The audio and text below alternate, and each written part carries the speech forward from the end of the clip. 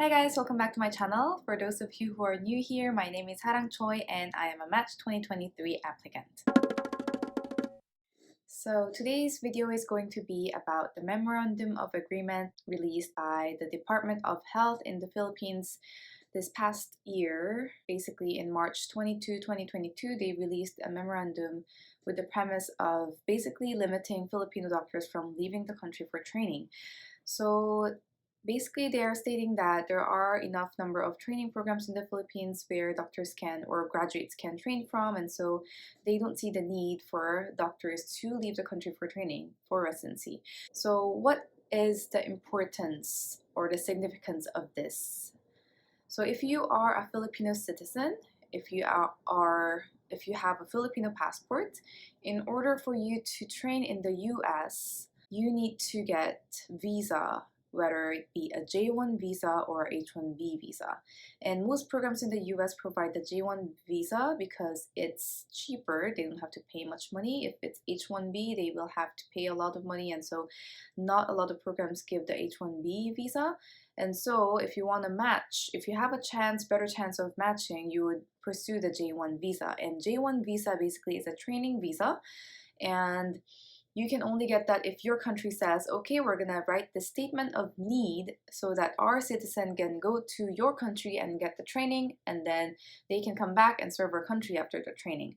And so if your country does not allow or give that statement of need, then even if you are accepted or matched and they are providing you a J1 visa, basically you won't be allowed to leave the country if your country does not provide the statement of need.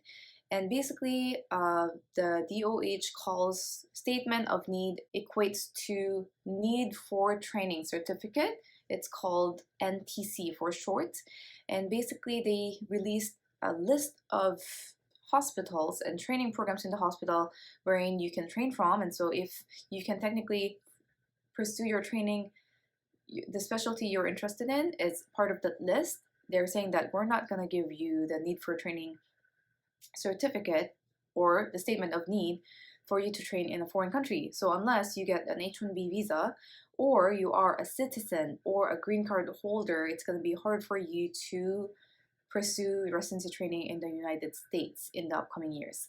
So they said that there will be a transition period, so it won't affect the Match 2023 applicants per se, but basically they will implement this starting March 22, 2023, which is coming soon.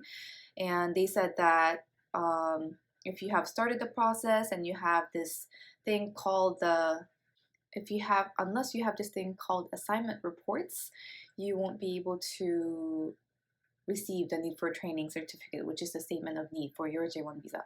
So they did say that it won't affect the Match 2023 applicants, but basically they will implement this starting March 22, 2023. And so if you are planning to apply next year, it might affect you, and you might have to look into H1B providing programs, which is going to be very limiting for you and decreases definitely the chances of matching because there's just like way less number of programs that are willing to give H1B visa.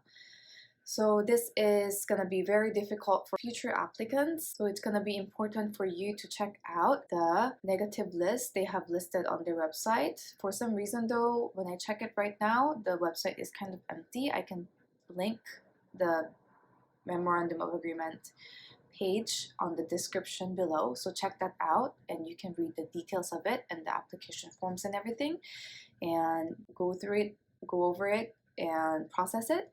And I think there are certain specialties that are not on the list, and so if you really want to train in the US in the future, you can actually target those specialties. But of course that can be also challenging because I think on the negative list, the most commonly sought after residency programs such as specialties as IMGs such as like internal medicine and pediatrics are already on that list. And so I heard that the IMPEDS combined program is not on the list, and so that is also a possibility. You could look into going into that specialty or applying to that specialty.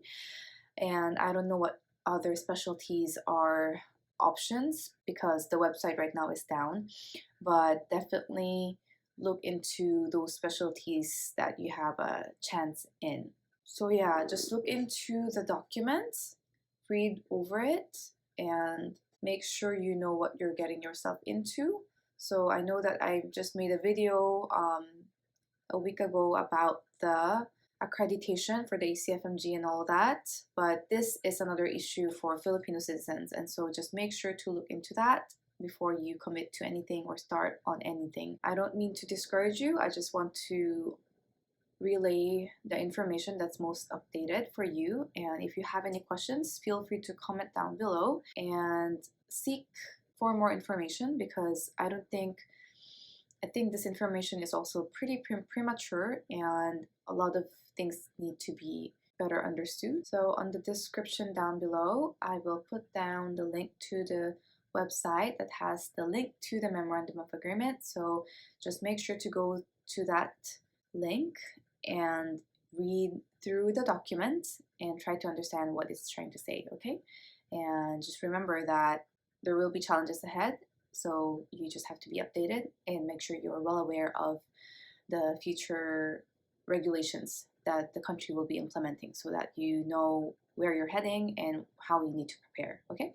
So that's all for you guys today. I'm so sorry for the negative news. I just hope that you guys can find a way to work around it if you really want to come to the US for training in the future, okay?